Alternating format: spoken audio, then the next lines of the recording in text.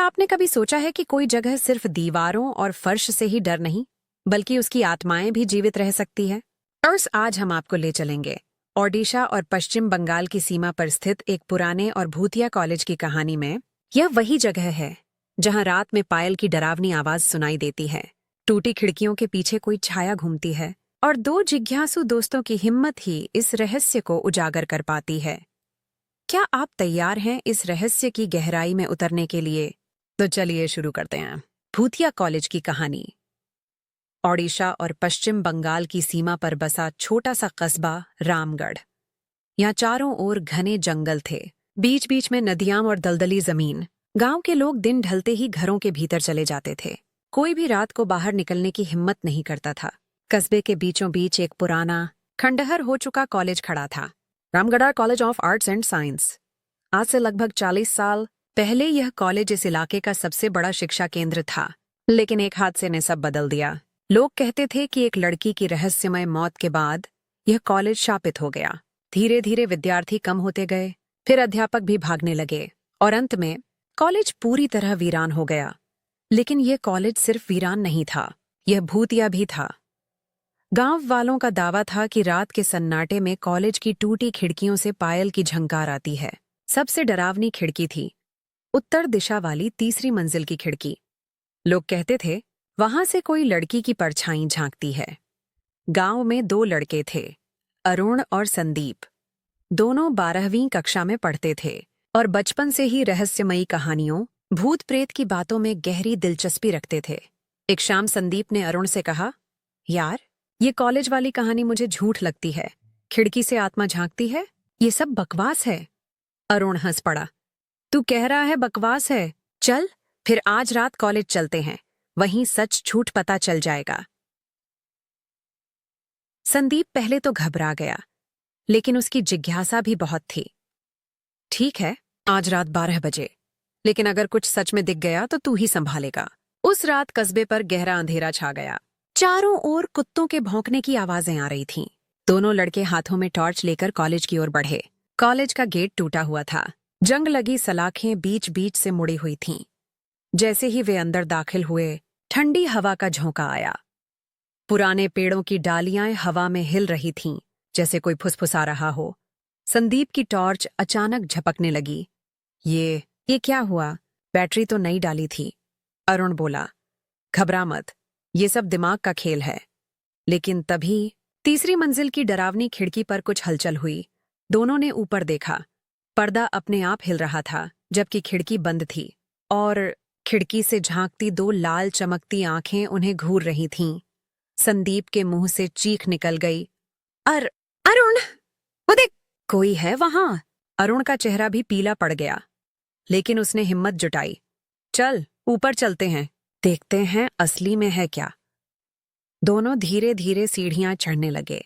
हर कदम के साथ सीढ़ियों की चरमराहट गूंज रही थी। जैसे जैसे वे तीसरी मंजिल के करीब पहुंचे, हवा और ठंडी होती गई।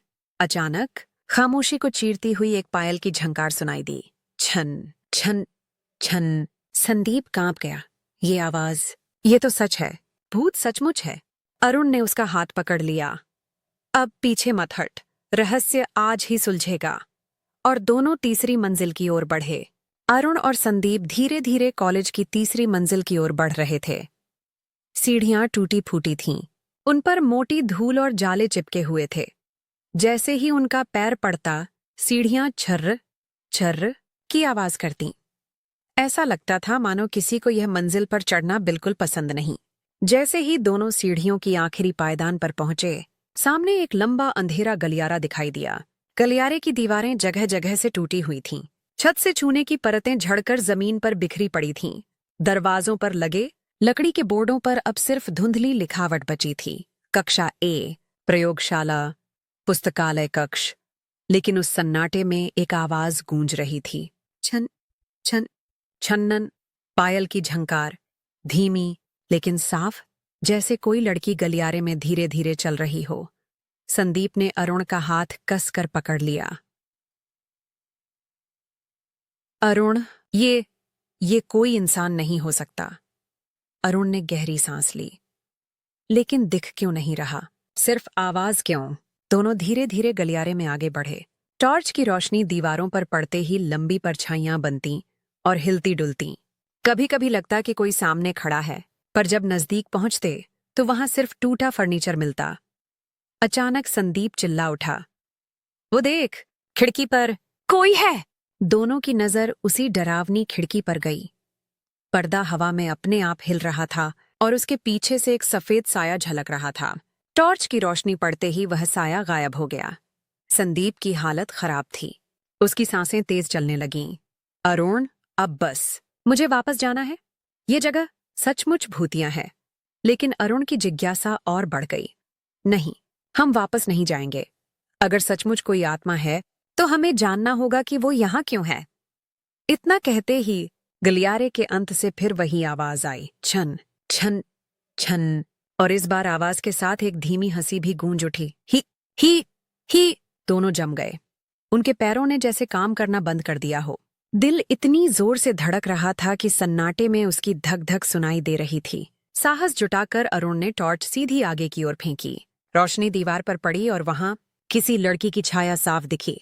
लंबे बाल, सफेद कपड़े और पैरों में झंकारती पायल। लेकिन जब टॉर्च की रोशनी सीधी उस जगह पहुंची तो वहां कुछ भी नहीं था, सिर्फ टूटी हुई कुर्सियां और खंडहर दीवार। संदीप का चेहरा पसीने से भीग गया। अरुण, ये इंसान नहीं, ये आत्मा है। हमें भागना चाहिए। अरुण ने खुद को संभाला। नहीं, ये कोई राज है। ये आत्मा हमें डराना नहीं चाहती, बल्कि शायद हमें कुछ बताना चाहती है। इतना कहकर अरुण ने खिड़की की ओर कदम बढ़ाए। जैसे ही वह पास पहुंचा, खिड़की अपने आप चर्र की आवाज के साथ खुल गई। ठंडी हवा का तेज झोंका आया और उनकी टॉर्च बुझ गई। अंधेरे में सिर्फ वही आवाज गूंज रही थी, छन छन छन। और फिर एक लड़की की धीमी आवाज सुनाई दी, मुझे बचाओ। अरुण और संदीप जब तीसरी मंजिल की खिड़की पर वह आवाज सुनकर नीचे लौटे तो दोनों के चेहरों पर डर साफ झलक रहा था। संदीप तो कांप ही रहा था।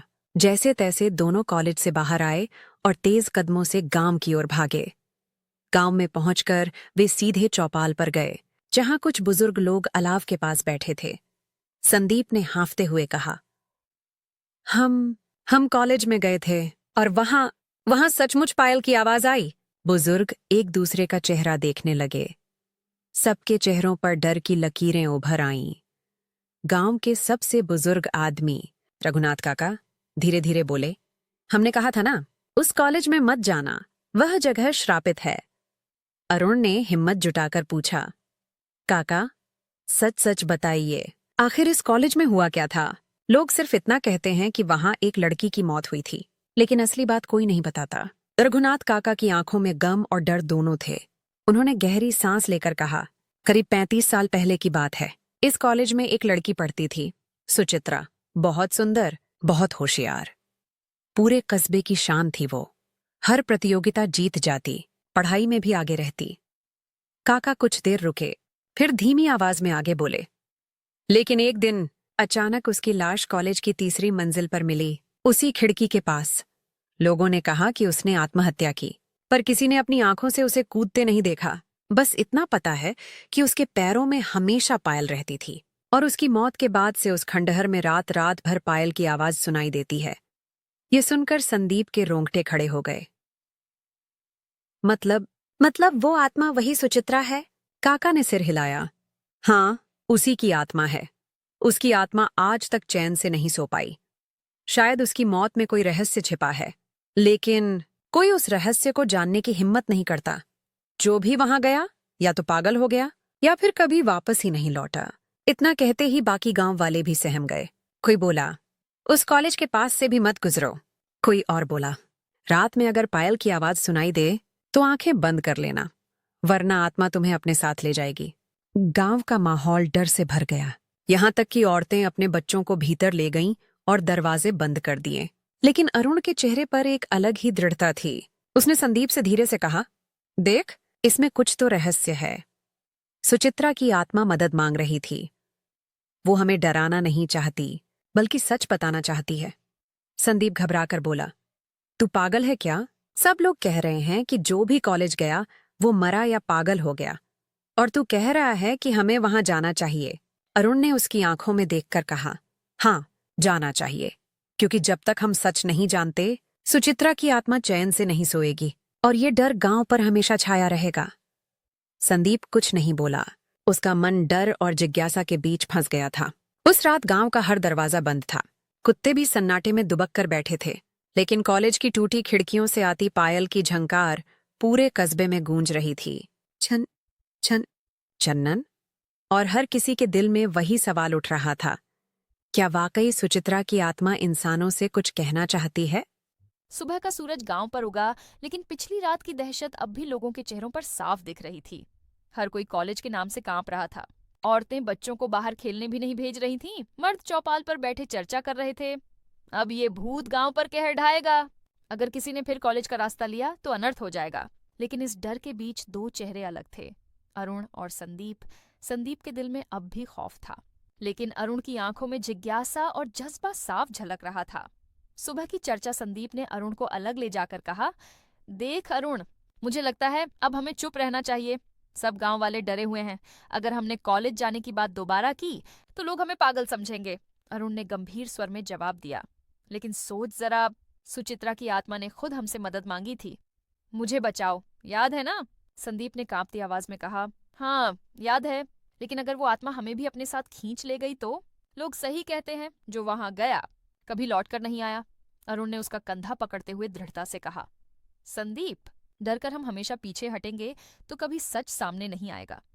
अगर सुचित्रा की मौत रहस्यमय थी तो हमें जानना ही होगा कि सच्चाई क्या है, और अगर उसकी आत्मा आज भी भटक रही है तो हमें उसकी मुक्ति में मदद करनी होगी। संदीप चुप हो गया। उसके दिल में डर तो था, लेकिन अरुण के शब्दों में सच्चाई भी छिपी थी। गांव के बाहर की मुलाकात दोपहर को दोनों लड़के खेतों के पास टहल रहे थे। वहां उनकी मुलाकात श्यामलदा से हुई, जो कभी उसी कॉलेज में चौकीदार हुआ करते थे। अब वे बूढ़े हो चुके थे और गांव में अकेले रहते थे। अरुण ने उनसे पूछ लिया, श्यामलदा, आप उस कॉलेज के चौकीदार थे ना? सच सच बताइए, सुचित्रा की मौत कैसे हुई थी? श्यामलदा ने पहले तो चुप्पी साध ली, फिर भारी आवाज में बोले, बाबू, उस दिन को याद करके ही मेरी रूह कांप जाती है। रात को अचानक चीख सुनाई दी थी। जब लोग दौड़े तो सुचित्रा की लाश खिड़की के नीचे पड़ी थी, पैर में वही चांदी की पायल और चेहरा खून से लथपथ। तब सबने कहा कि उसने खुदकुशी कर ली, लेकिन मैंने उसकी आंखों में जो देखा था वो किसी मजबूरी और दर्द का सबूत था। आत्महत्या नहीं, उस पर अत्याचार हुआ था। यह सुनकर अरुण और भी गंभीर हो गया। उसने संदीप की ओर देखा और कहा, देखा, मामला और गहरा है, हमें इसकी तह तक जाना ही होगा। कसम रात। दोनों लड़के नदी किनारे मिले। आसमान में चांद बादलों के पीछे छुपा था और हवाएं ठंडी थीं। दोनों चुपचाप बैठे रहे। फिर अरुण ने हाथ आगे बढ़ाकर कहा, संदीप, आज हम दोनों कसम खाएं कि चाहे डर कितना भी हो, चाहे गांव वाले कुछ भी कहें, हम इस रहस्य को सुलझाकर रहेंगे। संदीप ने थरथराते हाथ से अरुण का हाथ पकड़ा। ठीक है, मैं भी कसम खाता हूँ, लेकिन याद रख, अगर सच में भूत प्रेत सामने आ गया तो मैं भागने से पीछे नहीं हटूंगा। दोनों ने हाथ आकाश की ओर उठाए और एक साथ बोले, हम कसम खाते हैं कि सुचित्रा की आत्मा को मुक्ति दिलाएंगे और कॉलेज का सच सबके सामने लाएंगे। उस पल उनके मन में डर कम और साहस अधिक था, जैसे किसी अदृश्य शक्ति ने उन्हें आशीर्वाद दिया हो। दूर से मंदिर की घंटी बजी और हवाओं में हल्की सी शांति घुल गई। आगे का रास्ता, अरुण बोला, पहला कदम होगा कॉलेज में दिन के उजाले में जाना, ताकि हम वहां से कुछ सबूत ला सकें। रात में जाने से पहले हमें उसकी डायरी या कोई सुराग ढूंढना होगा। संदीप ने सिर हिलाया। हाँ, दिन में तो शायद भूत प्रेत हमें न सताए, लेकिन याद रखना, अगर कुछ गड़बड़ हुआ तो मैं भाग जाऊंगा। अरुण मुस्कुराया। भागना मत, ये लड़ाई हमारी है, सच के लिए। और दोनों ने तय कर लिया कि अगले ही दिन वे कॉलेज में दिन के समय जाकर खोजबीन करेंगे। लेकिन उन्हें ये नहीं पता था कि कॉलेज उनकी प्रतीक्षा कर रहा है, और वहां जो होने वाला था उसने उनकी जिंदगी हमेशा के लिए बदल देनी थी। अगले दिन सुबह का समय था। सूरज की रोशनी पूरे कस्बे पर बिखरी थी, लेकिन उसके बावजूद कॉलेज की इमारत डरावनी ही लग रही थी। उसके टूटे गुंबद पर काई जमी थी, दीवारों से बेलें लिपटी थीं और टूटी खिड़कियों से हवा की सीटी जैसी आवाज आती थी। अरुण और संदीप दोनों हाथों में नोटबुक और टॉर्च लेकर कॉलेज पहुंचे। अरुण ने कहा, आज दिन है, डरने की कोई बात नहीं, चल देखते हैं। संदीप ने अनमने ढंग से कहा।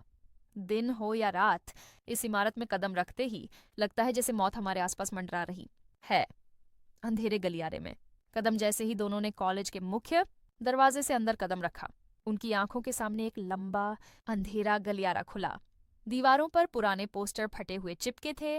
वार्षिक उत्सव 1919, सांस्कृतिक प्रतियोगिता, सब कुछ समय के साथ जर्जर हो चुका था। टूटे हुए कांच के टुकड़े जमीन पर चमक रहे थे। हर कदम पर उनका जूतों से छर्र छर्र की आवाज गूंज रही थी। अचानक एक बेंच अपने आप हिलने लगी। संदीप ने चौंक कर अरुण का हाथ पकड़ लिया। ये तूने देखा? हवा तो चल भी नहीं रही, फिर ये कैसे हिला? अरुण ने टॉर्च उस ओर फेंकी। बेंच बिल्कुल स्थिर खड़ी थी, जैसे कुछ हुआ ही न हो। अरुण बोला, ये सबमिशन है, दिमाग हमें धोखा दे रहा है। लेकिन दिल के अंदर दोनों जानते थे कि कुछ तो गड़बड़ है। पुस्तकालय का भय दोनों आगे बढ़े और पुराने पुस्तकालय कक्ष में दाखिल हुए। सैकड़ों किताबें जमीन पर बिखरी पड़ी थीं। कुछ पन्ने आधे जले हुए थे, जैसे किसी ने जानबूझकर उन्हें नष्ट किया हो। अरुण ने एक किताब उठाई। उस पर धूल की मोटी परत जमी थी। कवर पर लिखा था, मनोविज्ञान 1950। जैसे ही उसने किताब खोली, अंदर से एक पीला पड़ा कागज गिरा। उस पर लड़की की लिखावट थी, अगर मुझे कुछ हो जाए तो जान लेना कि ये मेरी गलती नहीं, कोई है जो मुझे मारना चाहता है। अरुण की आंखें चौड़ी हो गईं। ये सुचित्रा की लिखावट हो सकती है। संदीप कांप उठा। मतलब उसकी मौत आत्महत्या नहीं थी, बल्कि हत्या। अचानक हमला, जैसे ही दोनों इस पर चर्चा कर रहे थे, अचानक खिड़की जोर से धड़ाम की आवाज के साथ बंद हो गई। कमरा अंधेरे में डूब गया। साथ ही एक ठंडी हवा पूरे पुस्तकालय में फैल गई। फिर वही आवाज गूंजने लगी, छन छन छनन। संदीप चिल्लाया, अरुण, ये फिर वही है, भाग चलो। अरुण ने टॉर्च जलाने की कोशिश की, लेकिन टॉर्च बंद हो चुकी थी। अंधेरे में दोनों को सिर्फ पायल की झंकार सुनाई दे रही थी। अचानक किसी ने पीछे से अरुण का कंधा पकड़ लिया। उसका शरीर जम सा गया। धीरे धीरे उसने गर्दन घुमाई और देखा, एक सफेद साया उसके पीछे खड़ा है। लंबे काले बाल चेहरे पर लटक रहे थे, आंखें लाल चमक रही थीं और पैरों में वही चांदी की पायल। सफेद साया अरुण के बिल्कुल पास झुका और फुसफुसाया, सच को ढूंढो, नहीं तो तुम भी। और अचानक वह साया धुएं की तरह गायब हो गया। दोनों की हालत, अरुण और संदीप हांफते हुए बाहर भागे। दोनों के चेहरे पर पसीना और आंखों में डर था। संदीप चिल्लाया, बस अब और नहीं, मैं वहां दोबारा कदम नहीं रखूंगा, वो आत्मा हमें मार देगी। लेकिन अरुण ने गंभीर स्वर में कहा, नहीं संदीप, तूने खुद सुना, उसने कहा सच को ढूंढो। मतलब वो हमें सच बताना चाहती है। वो हमें दुश्मन नहीं मानती, बल्कि मदद चाहती है। संदीप ने सिर पकड़ लिया, तू पागल है अरुण, ये खेल जानलेवा है। अरुण ने आसमान की ओर देखा और दृढ़ता से कहा, अब मैं पीछे नहीं हटूंगा, चाहे जान चली जाए, लेकिन मैं इस रहस्य को सुलझाकर रहूंगा। अगले दिन सुबह की ठंडी हवा में भी अरुण का चेहरा गर्मजोशी से भरा था। रात की घटनाओं ने उसके डर को और गहरा नहीं किया था, बल्कि उसकी जिज्ञासा और साहस को और बढ़ा दिया था। वहीं संदीप अब भी डरा हुआ था, लेकिन दोस्ती के नाते अरुण का साथ छोड़ना उसके लिए मुश्किल था। कॉलेज की दूसरी खोज अरुण ने कहा, संदीप, कल रात हम पुस्तकालय में बहुत कुछ छोड़ आए, वहां हमें और सबूत मिल सकते हैं। संदीप ने घबराकर जवाब दिया, तू फिर उसी जगह जाना चाहता है? वहां वो साया फिर से मिल गया तो? अरुण मुस्कुराया, अगर वो हमें सच बताना चाहता है तो हमें डरना नहीं चाहिए। चल, इस बार दिन में चलते हैं, रात में नहीं। संदीप अनमना होकर उसके पीछे पीछे कॉलेज पहुंचा। कॉलेज की टूटी दीवारें और सूनी खिड़कियां आज भी उतनी ही डरावनी लग रही थीं, लेकिन धूप में हिम्मत थोड़ी बढ़ जाती थी। दोनों सीधे पुस्तकालय पहुंचे। धूल से भरी किताबें अब भी फर्श पर बिखरी थीं। अरुण ने याद किया कि जिस टेबल के पास उन्हें कागज मिला था, वहां और भी कुछ हो सकता है। छुपी हुई डायरी अरुण ने उस पुरानी टेबल के दराज को जोर से खींचा। दराज जंग लगी थी, लेकिन एक झटके में खुल गई। अंदर धूल और मकड़ी के जाले थे, लेकिन उन जालों के बीच एक मोटी लाल कपड़े में बंधी डायरी रखी थी। अरुण ने उसे सावधानी से निकाला। कवर पर लिखा था, प्रोफेसर अजय दत्त, व्यक्तिगत डायरी। संदीप हैरान हो गया, ये तो कॉलेज के प्रिंसिपल थे, है ना? अरुण ने सिर हिलाया, हाँ, शायद सुचित्रा की मौत का सच इसी में हो। दोनों बाहर आंगन में बैठकर डायरी पढ़ने लगे। डायरी के पन्ने पहले कुछ पन्नों में कॉलेज के सामान्य किस्से थे, कक्षाओं की बातें, छात्रों के नाम, प्रतियोगिताओं के परिणाम।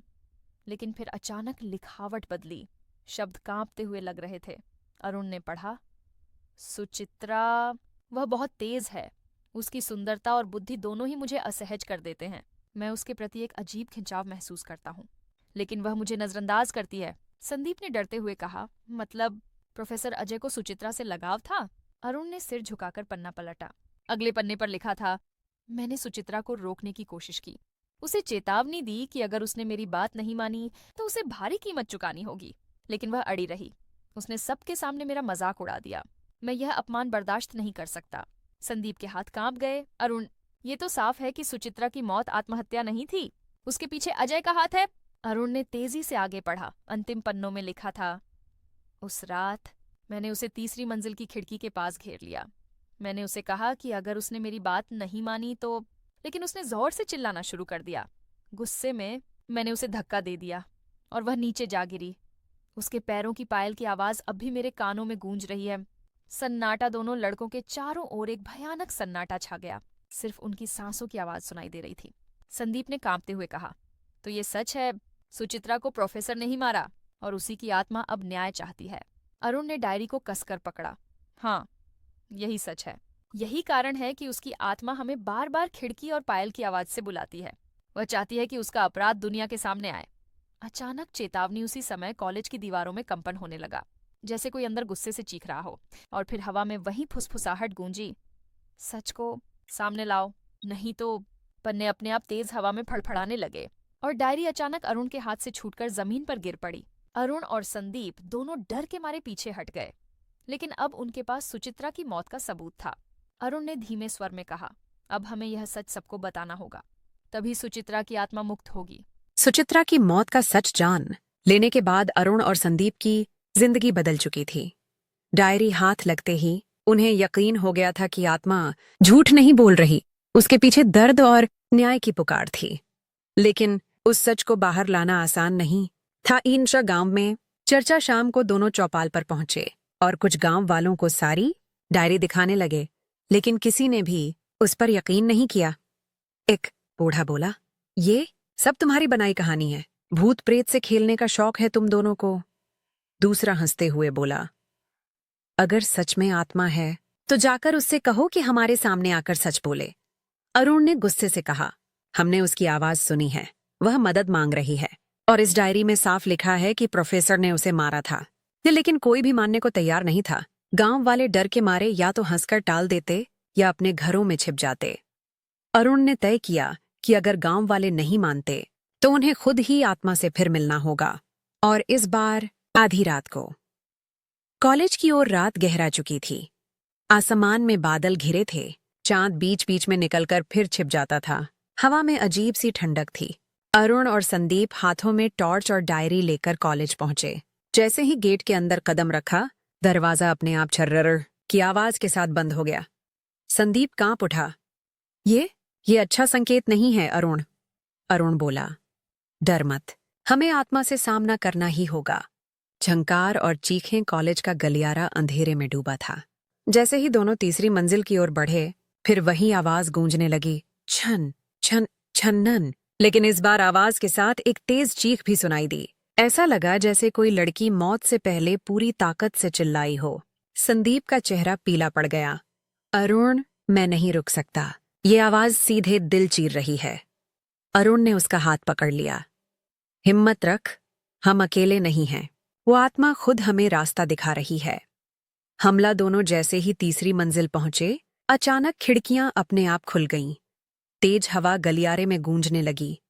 दीवारों से पुरानी तस्वीरें गिर पड़ीं और अचानक एक सफेद साया सामने आ खड़ा हुआ। उसकी लाल आंखें अंधेरे में जल रही थीं, बाल हवा में लहरा रहे थे। उसके पैरों की पायल जोर जोर से झनक रही थी।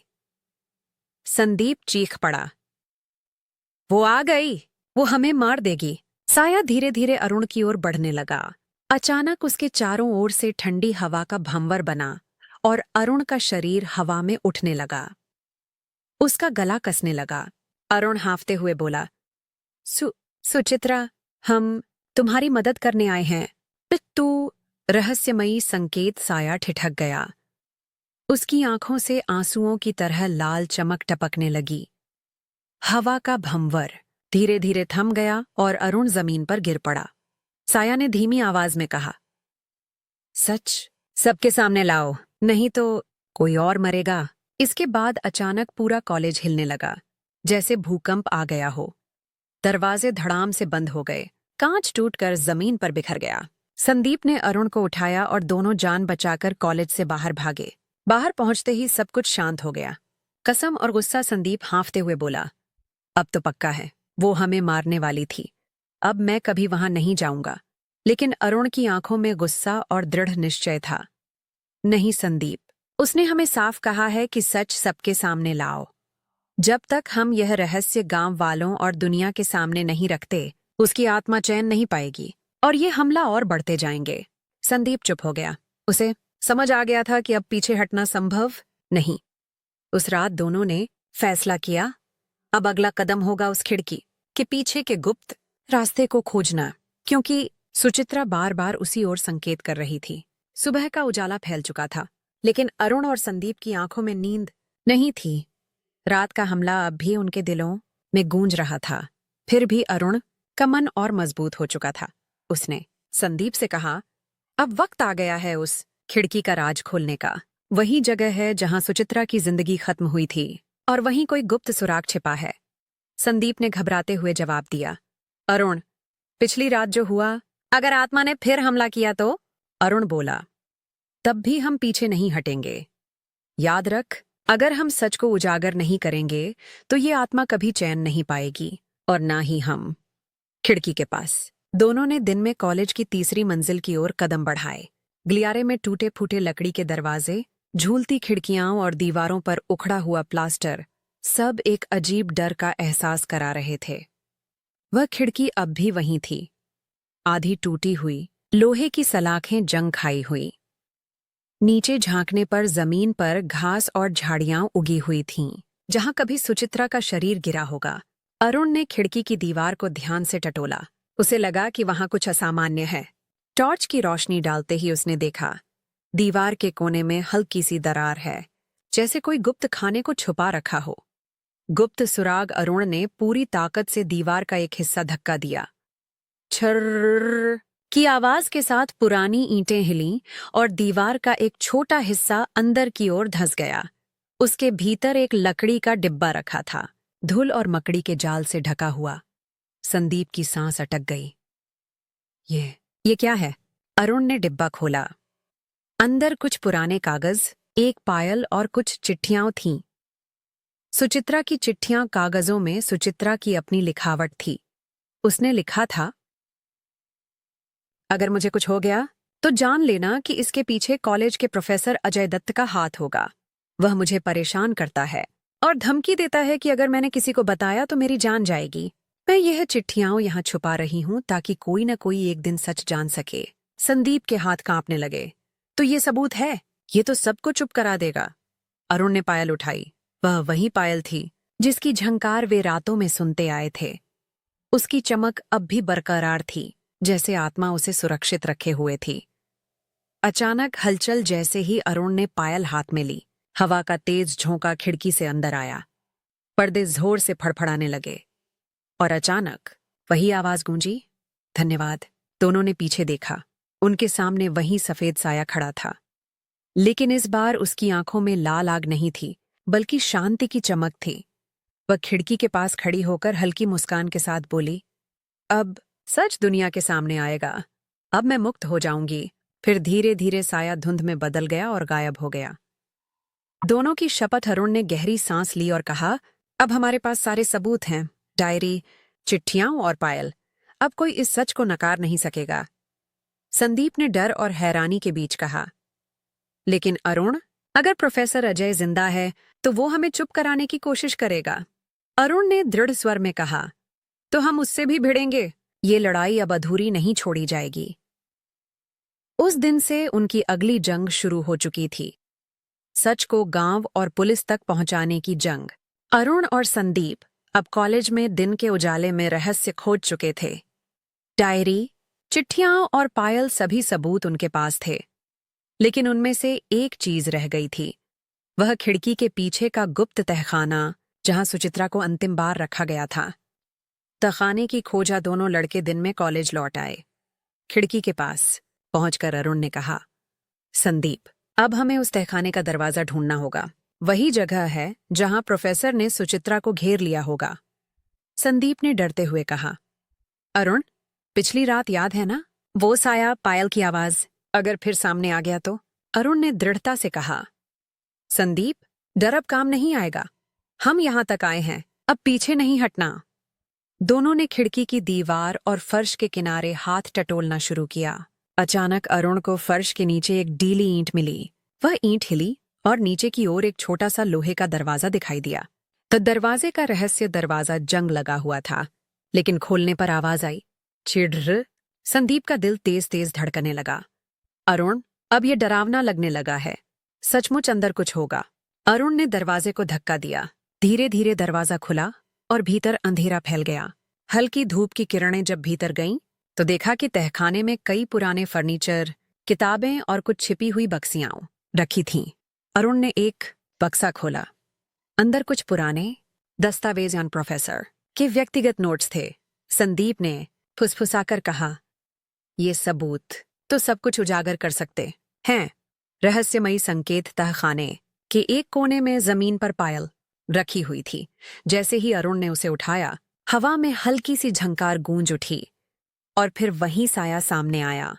साया बोली, यहां छुपा सच है, इसे बाहर लाओ, तभी मैं शांति पाऊंगी। अरुण ने सिर हिलाया। हाँ, अब यह सबूत गांव और पुलिस तक जाएगा। अब कोई इस रहस्य को नकार नहीं सकेगा। संदीप ने धीरे से कहा, लेकिन अरुण, अगर प्रोफेसर अजय अब भी जिंदा है तो वो हमसे ये सबूत छीन सकता है। हमें सतर्क रहना होगा। तैयारी। दोनों लड़के तहखाने से दस्तावेज, डायरी, पायल और चिट्ठियां बाहर ले आए। अरुण ने कहा, हम इन सबूतों के साथ गांव और पुलिस तक जाएंगे। अब कोई भी सुचित्रा के हत्यारे को बचा नहीं सकता। संदीप ने सिर हिलाया। हाँ, लेकिन रात में अब और खतरा बढ़ सकता है। हमें दोनों सतर्क रहना होगा। दोनों ने तय किया कि रात को कॉलेज में वापस नहीं जाएंगे, बल्कि अब आगे की योजना गांव में बनाई जाएगी। लेकिन तहखाने की यह खोज और साया की मदद उन्हें स्पष्ट संदेश दे चुकी थी। सच सामने आना ही है, चाहे जो भी हो। सुचित्रा की आत्मा अब स्पष्ट रूप से अरुण और संदीप के सामने थी। तहखाने में खोज के बाद दोनों लड़कों के पास सारे सबूत थे, डायरी, चिट्ठियां, पायल और प्रोफेसर के दस्तावेज। लेकिन आत्मा अभी भी उनकी प्रतिक्रिया और कार्रवाई का इंतजार कर रही थी। रात का संदेश, रात का अंधेरा गांव में फैल चुका था। अरुण और संदीप घर में बैठे सबूतों को व्यवस्थित कर रहे थे। अचानक कमरे में हल्की सी ठंडी हवा चली और छनन की आवाज गूंज उठी। संदीप कांप उठा। अरुण, वही आवाज, वो फिर आई है। अरुण ने दृढ़ता से कहा, शांत हो जाओ, अब डरने का समय नहीं। ये सुचित्रा की आत्मा हमें सच बताने और न्याय करने के लिए बुला रही है। धीरे धीरे हवा में सफेद साया प्रकट हुआ। उसकी आंखों में अब लाल नहीं, बल्कि गहरी उदासी और उम्मीद झलक रही थी। वह बोली, तुमने सबूत ढूंढ लिए, अब इसे सामने लाना होगा। मैं हमेशा तुम्हारे साथ हूं। आत्मा का मार्गदर्शन। साया ने आगे बढ़कर दोनों को हाथ से निर्देश दिया, सच को पुलिस और गांव के लोगों के सामने रखो, डर मत, और याद रखो, प्रोफेसर अजय अब भी जिंदा है, सतर्क रहो। संदीप ने धीरे से कहा, तो अब हम सिर्फ सबूत लेकर जा सकते हैं। आत्मा ने हमें डराया नहीं, बल्कि मदद दी। अरुण ने सिर हिलाया। हाँ, यही मकसद है। अब तक का डर अब साहस में बदल चुका है।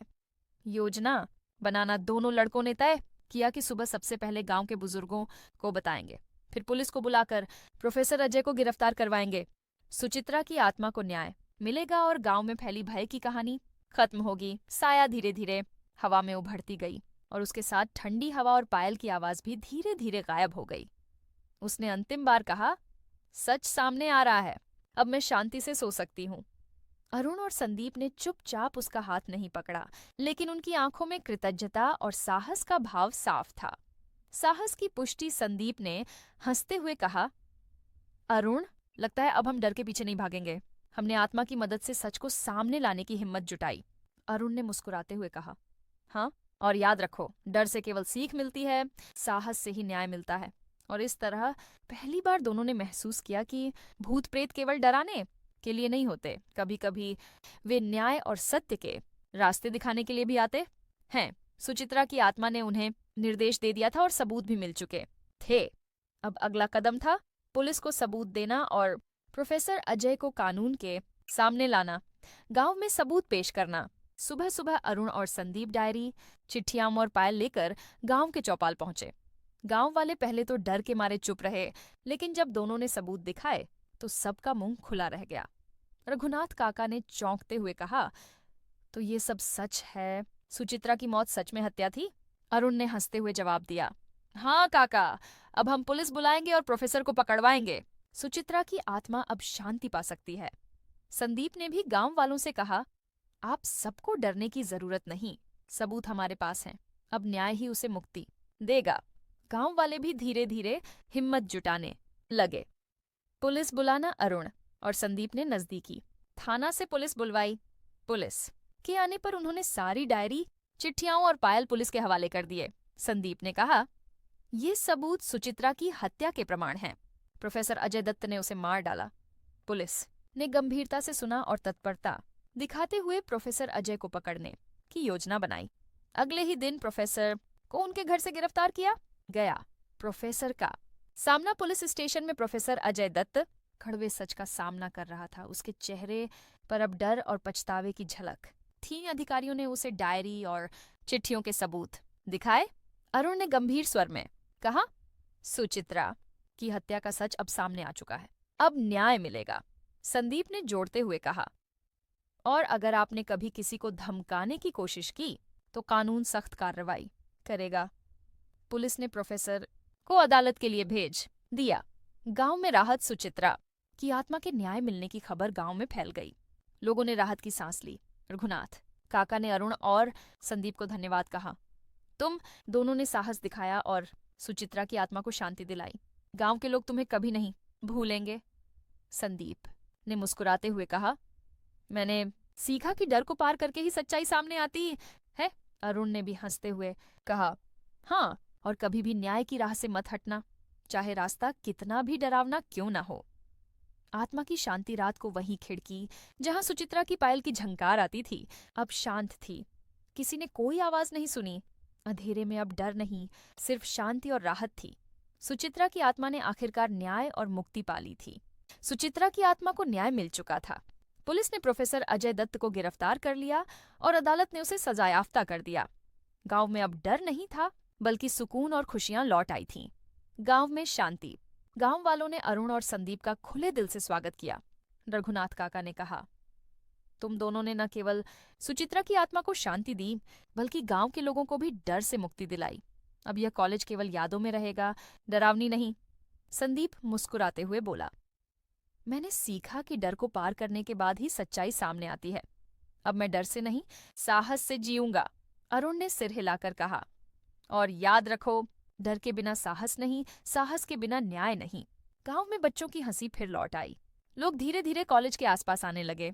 कोई भी अब डर के कारण दूर नहीं रहा। कॉलेज का परिवर्तन, पुरानी और टूटी इमारत को सुरक्षित और व्यवस्थित किया गया। गांव वालों ने मिलकर वहां पुस्तकालय और अध्ययन कक्ष बनाए। अब यह केवल डरावनी इमारत नहीं थी, बल्कि ज्ञान और साहस का प्रतीक बन गई। अरुण और संदीप ने भी गांव में नई पहल की। माइंडे बिशेकाजियस की फीस ओमदम खी माइंड, वे बच्चों को साहस और ईमानदारी की कहानी सुनाते। सुचित्रा की कहानी अब केवल डर की नहीं, बल्कि न्याय और साहस की मिसाल बन गई। आत्मा का आखिरी संदेश रात को वही खिड़की जहां सुचित्रा की पायल की झंकार सुनाई देती थी, अब शांत थी। अचानक हवा में हल्की सी झंकार सुनाई दी। धन्यवाद, अब मैं शांति से सो सकती हूँ। अरुण और संदीप ने मुस्कुराकर आकाश की ओर देखा। उनके दिलों में संतोष और गर्व था।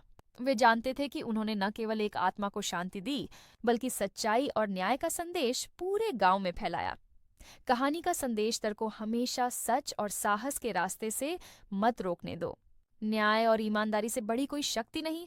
कभी कभी भूत प्रेत केवल डराने के लिए नहीं, बल्कि सच सामने लाने के लिए आते हैं। और इस तरह पुराने और भूतिया कॉलेज की कहानी में खुशियों की वापसी हुई। दोनों लड़कों ने अपनी जिज्ञासा और साहस से गांव और आत्मा दोनों को राहत दिलाई। सुचित्रा की आत्मा को न्याय मिल चुका था और गांव में शांति लौट आई थी। लेकिन अरुण और संदीप जानते थे कि भूतिया कॉलेज के पीछे अभी भी कुछ रहस्य बाकी हैं। कॉलेज की ओर लौटना 1 महीने बाद अरुण और संदीप बच्चों को पढ़ाने और कॉलेज के सुधार में मदद कर रहे थे। लेकिन अचानक अरुण ने देखा कि तीसरी मंजिल की वही पुरानी खिड़की से हल्की रोशनी झलक रही थी। संदीप ने घबराकर कहा, अरे ये क्या, हमने तो सब खत्म कर दिया था, अब ये रोशनी क्यों? अरुण ने गंभीर स्वर में कहा। देखो संदीप, कभी कभी आत्मा न्याय पाने के बाद भी किसी चीज की याद दिलाने के लिए संकेत भेजती है। हमें यह देखना होगा कि यह संकेत क्या है। विचित्र संदेश दोनों लड़के खिड़की के पास गए। हवा में हल्की झंकार और फुसफुसाहट गूंजने लगी। अभी पूरा सच नहीं सामने आया, ढूंढो, खोजो। संदीप कांप पड़ा। अरुण, लगता है कि अब भी कुछ रहस्य बाकी है। क्या हम फिर से उस खतरनाक कॉलेज में जाएंगे? अरुण ने हिम्मत से कहा। हाँ संदीप, अगर रहस्य पूरी तरह से उजागर नहीं हुआ तो हम कभी शांति से नहीं रह सकते। अब हम तय करते हैं कि कॉलेज में फिर से कदम रखेंगे, लेकिन इस बार हमें तैयारी के साथ रहना होगा। संकेत की खोज खिड़की के पास जमीन पर कुछ पुराने कागज बिखरे थे। अरुण ने उन्हें उठाया और देखा कि यह पुराने परीक्षा परिणाम और छात्रों की गुमनाम डायरी थे। कागजों पर कुछ अजीब चिन्ह और नोट्स थे जो सीधे प्रोफेसर अजय या किसी और के छुपे हुए रहस्य की ओर इशारा कर रहे थे। संदीप ने धीरे से कहा, तो ये संकेत हमें अभी भी रहस्य के गहरे पहलू की तरफ ले जा रहे हैं। लगता है कहानी यहीं खत्म नहीं हुई। अगले कदम की तैयारी। दोनों लड़कों ने तय किया कि वे कॉलेज के हर कमरे और तहखाने की संपूर्ण जांच करेंगे ताकि कोई भी रहस्य अधूरा न रहे। अरुण ने कहा, अब डर के पीछे नहीं भागना है। हम सब कुछ उजागर करेंगे और इस कॉलेज का हर रहस्य दुनिया के सामने लाएंगे। संदीप ने हिम्मत जुटाते हुए सिर हिलाया। ठीक है अरुण, इस बार हम पूरी तैयारी करेंगे। अब कोई रहस्य हमारे हाथों से नहीं छूटेगा। भूतिया कॉलेज में नए रहस्य के संकेत मिलने के बाद अरुण और संदीप ने ठान लिया कि वे कॉलेज के हर कोने की पूरी जांच करेंगे। संदीप अभी भी डर रहा था, लेकिन अरुण की दृढ़ता उसे भी आगे बढ़ने के लिए मजबूर कर रही थी। और डी तहखाने की ओर कदम दोनों लड़के कॉलेज के तहखाने में पहुंचे। दरवाजे अब जंग लगे और पुरानी कड़ियों से बंद थे, लेकिन अब उनका साहस उन्हें रोक नहीं पाया। अरुण ने दीपक जलाया और धीरे धीरे तहखाने में कदम रखा। संदीप पीछे पीछे खड़ा था, उसकी सांसें तेज हो रही थीं। अरुण, अगर कुछ और भूतिया हो गया तो? उसने फुसफुसाया। अरुण ने मुस्कुराते हुए कहा, डर को पीछे छोड़ो, अब हम सच ढूंढेंगे, चाहे कुछ भी हो। गुप्त कमरे की खोजतह खाने में पुराने फर्नीचर और बक्सियों के बीच अरुण ने दीवार के पीछे हल्की दरार देखी। उसने धीरे से दीवार को धक्का दिया और एक गुप्त कमरे का दरवाजा खुल गया। संदीप ने चौंकते हुए कहा, ये तो वही गुप्त कमरा है। कमरे के भीतर अंधेरा और गहरा था, लेकिन अरुण ने दीपक की रोशनी फैलाई। कमरे में पुराने रिकॉर्ड, छात्र डायरी, कुछ पुरानी तस्वीरें और प्रोफेसर अजय के पत्र रखे हुए थे। पुराने रहस्य का पता अरुण ने पत्र उठाए और पढ़ने लगा। उनमें लिखा था, कॉलेज में कई छात्राओं के साथ गलत किया गया। सुचित्रा केवल पहली थी, लेकिन अगर सच सामने आया तो सब उजागर होगा। इस कमरे में सबूत सुरक्षित हैं। कभी किसी ने इन सबूतों को नहीं देखा। संदीप के हाथ कांपने लगे। तो सुचित्रा की मौत केवल शुरुआत थी? यहाँ और भी रहस्य हैं? अरुण ने गंभीर स्वर में कहा। हाँ, और अब हमें यह सब सामने लाना होगा। हम केवल सुचित्रा के लिए नहीं, बल्कि उन सभी के लिए न्याय करेंगे जिनके साथ अन्याय हुआ। संकेत और आत्मा का संदेश जैसे ही अरुण पत्रों को देखते हुए आगे बढ़ा, हवा में हल्की झंकार हुई। सच सामने लाओ और किसी को भी चोट मत पहुंचाओ। संदीप ने महसूस किया कि यह वही सुचित्रा की आत्मा थी जो अब केवल मार्गदर्शन के लिए आई थी। अरुण ने पायल को हाथ में पकड़ते हुए कहा, अब हम तैयार हैं। हम रहस्य उजागर करेंगे और न्याय लाएंगे। दोनों ने गुप्त कमरे से सभी सबूत बाहर निकाले और अगले कदम की योजना बनाई। गुप्त कमरे से सबूत निकालने के बाद अरुण और संदीप पूरी तरह तैयार थे। अब उन्हें केवल एक कदम और उठाना था, सच को गांव और पुलिस के सामने लाना। गांव में तैयारी। दोनों लड़के सुबह गांव के चौपाल पहुंचे। सभी लोग उन्हें देखकर उत्सुक हो गए। अरुण ने गंभीर स्वर में कहा, गांव वालों, अब समय आ गया है कि आप सच जानें। सुचित्रा की मौत केवल अकेली घटना नहीं थी। प्रोफेसर अजय दत्त ने कई छात्राओं के साथ अन्याय किया। हमने सबूत और गुप्त दस्तावेज पाए हैं। संदीप ने डायरी, पत्र और फोटो सभी दिखाए। गांव वाले सन्न रह गए। रघुनाथ काका ने कहा, तो सुचित्रा केवल पहली थी और हम अब तक सच नहीं जानते थे? अरुण ने सिर हिलाया। हाँ, अब समय है कि न्याय हो और किसी भी अन्याय का पर्दाफाश हो। पुलिस की कार्रवाई। दोनों लड़कों ने तुरंत पुलिस को बुलाया। पुलिस ने प्रोफेसर अजय को गिरफ्तार किया और सभी सबूतों के आधार पर अदालत में पेश किया। प्रोफेसर का सामना अब कानून के सामने। था। अदालत ने उसे सजा याफ्ता किया और गांव वालों ने राहत की सांस ली। संदीप ने अरुण से कहा, हमने सिर्फ सुचित्रा के लिए नहीं बल्कि उन सभी के लिए न्याय लाया जो डर और अन्याय के कारण चुप रह गए। अरुण मुस्कुराया। और यही साहस की ताकत है। डर को पार करने वाले ही सच्चाई तक पहुंचते हैं। आत्मा की शांति रात को वही खिड़की जहां सुचित्रा की पायल की झंकार सुनाई देती थी, अब पूरी तरह शांत थी। हवा में हल्की झंकार आई और सुचित्रा की आवाज गूंजी, धन्यवाद, अब मैं शांति से सो सकती हूँ। अरुण और संदीप ने मुस्कुराते हुए देखा। उनके दिलों में संतोष और गर्व था। गांव में डर का साया खत्म हो चुका था। हैप्पी एंड भूतिया कॉलेज अब केवल ज्ञान और साहस का प्रतीक बन गया। अरुण और संदीप की दोस्ती और भी मजबूत हो गई। गांव में न्याय और ईमानदारी का संदेश फैल गया और सुचित्रा की आत्मा को अंततः शांति मिल गई।